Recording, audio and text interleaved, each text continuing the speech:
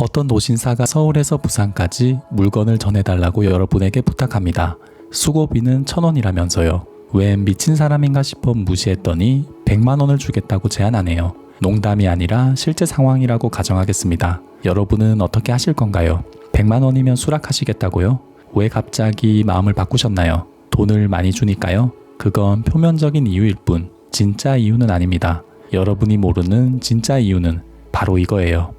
안녕하세요, 어나우꿈입니다. 오늘은 인간의 사고와 행동의 기저에 깔려있는 이 특성에 대해 이야기 나누려고 합니다. 이 사실을 알게 되면 여러분은 여러분의 행동을 이해하게 되고 앞으로 무엇을 어떻게 해야 할지 알게 되실 거예요. 우리 주변에서 벌어지는 일상의 단편을 잠시 들여다볼게요. 맛집 앞에 줄을 서고 여행지의 숙소를 알아보고 연인과 만나고 헤어지고 명품 가방을 사고 취직하기 위해 스펙을 쌓고 이직하기 위해 경력을 쌓고 알람을 끄고 일어나서 학교와 회사에 가죠. 아침에 일어나서 잠이 들 때까지 하루 동안 우리가 취하는 행동의 근원을 쫓아가면 어떤 키워드와 딱 마주치게 되는데요. 그건 바로 가성비입니다. 우리는 언제나 가성비를 높이려고 합니다. 시간을 들여서라도 맛있는 음식을 먹고 저렴하고 아늑한 숙소를 예약하고 좋은 직장에 들어가려는 이유 모두 가성비를 높이기 위해서죠. 처음에 말씀드린 이야기로 돌아가 볼까요? 서울에서 부산까지 물건을 전해주면 100만원을 준다는 노신사의 제안을 받아들이려고 하는데 갑자기 다른 노신사가 다가와서 말합니다. 여러분 집 근처에 있는 편의점에 물건을 갖다 주면 90만원을 준다고요. 여러분은 어떻게 하실 건가요? 100만원을 받고 서울에서 부산을 완복하실 건가요? 아니면 집에 가는 길에 편의점에 들러서 90만원을 받으실 건가요? 아마 대부분 후자를 선택하실 겁니다. 첫 번째 제안보다 10만원 적게 받는데 왜 두 번째 제안을 택하셨나요? 서울에서 부산까지 왕복하는데 걸리는 시간, 쌓이는 피로, 그 시간에 할 수 있는 일의 가치가 10만원이 넘는다고 판단한 거예요. 몇 초도 안 되는 짧은 시간의 기회비용을 고려해서 의사결정한 겁니다. 10만원 적게 받더라도 집 근처 편의점에 들르는 게 가성비가 좋다는 걸 직관적으로 아는 거예요. 방금 말씀드린 것처럼 우린 본능적으로 그리고 의식적으로 수고 대비 얻는 이득, 인풋 대비 아웃풋을 고려합니다. 여러 가지 변수가 조합되는 복잡한 상황에서도 사고의 과정은 똑같아요.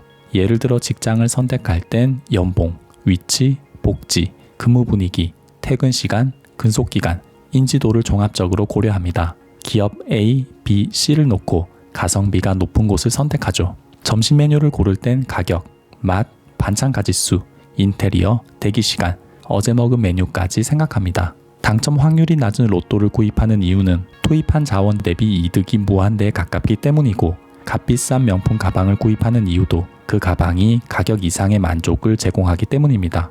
그렇다면 우린 왜 가성비를 따져가며 행동하는 것일까요? 그건 우리의 뇌가 가성비를 계산하는데 탁월한 능력을 보유하고 있기 때문이에요. 뇌는 진짜 똑똑합니다. 우린 모두 천재예요. 여러 가지 변수가 들어간 고차원 방정식을 재빨리 풀어냅니다.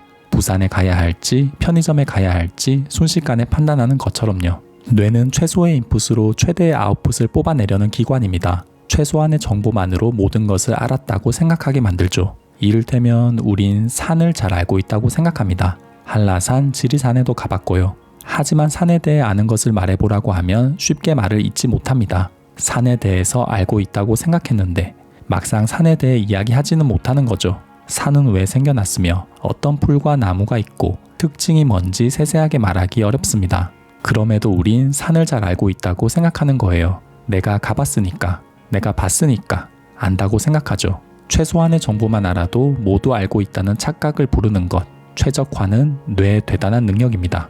이런 뇌의 특징은 가성비를 계산하는 것과도 연결되는데요.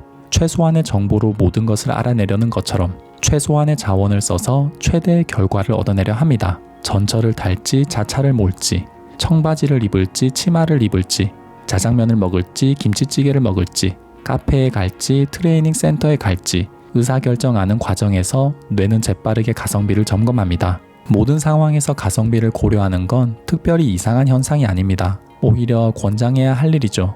가성비를 고려한다는 건 효율적으로 살고 있다는 뜻이니까요. 싼 값의 양질의 물건을 사고 짧은 시간에 많은 돈을 벌면 좋죠. 가성비를 고려하는 건 살아가는데 필수입니다. 가성비를 따지지 않다가는 손해만 볼 테니까요. 하지만 여기서 주의해야 할 점이 있습니다.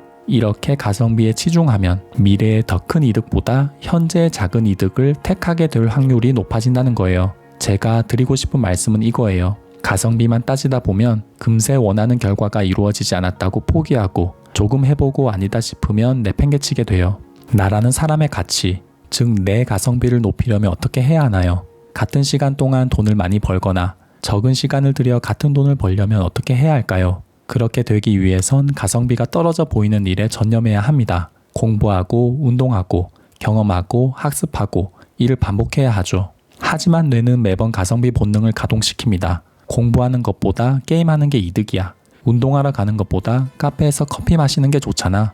마감 기한까지 시간이 많이 남았어. 놀아도 돼. 귀찮은 일을 하면서 스트레스 받는 것보다 쾌락을 추구하는 게 가성비가 좋다고 여깁니다. 보장할 수 없는 미래의 이득을 얻기 위해 현재를 희생하는 건 가성비 나쁜 선택이라고 판단해요. 그래서 내 가치를 키우는 일을 지속적으로 실천하기가 어렵습니다. 그렇지만 시간이 지나고 나면 깨닫습니다. 가성비가 낮다고 여긴 행동이 실제로는 가장 가성비가 높은 일이었다는 것을요. 우리의 현재 모습은 가성비가 낮아 보인 일에 얼마나 진지하게 매진했느냐로 결정된 것입니다. 공부하고 운동하고 경험하고 학습하고 이를 반복한 결과예요.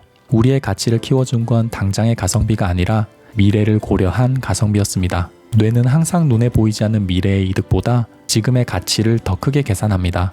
뇌의 꼬드김에 넘어가면 오늘도 허탕이에요. 바뀌는 게 없다고 푸념하면서도 바뀌는 행동을 하지 못합니다. 앞으로 가성비를 계산할 땐 의식적으로 미래에 영향을 미칠 요소를 10배 이상 크게 산정하세요.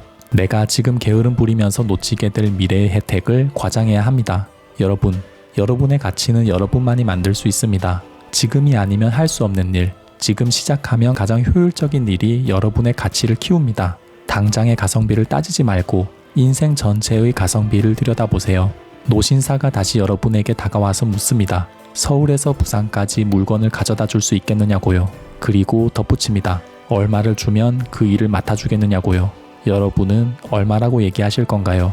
여러분의 값어치는 얼마인가요? 얼마가 되고 싶으신가요? 여러분이 인생의 가성비를 고려하고 스스로의 가치를 키우는 하루를 보내시길 진심으로 기원합니다. 오늘도 경청해 주셔서 감사합니다. 어나우 꿈이었습니다.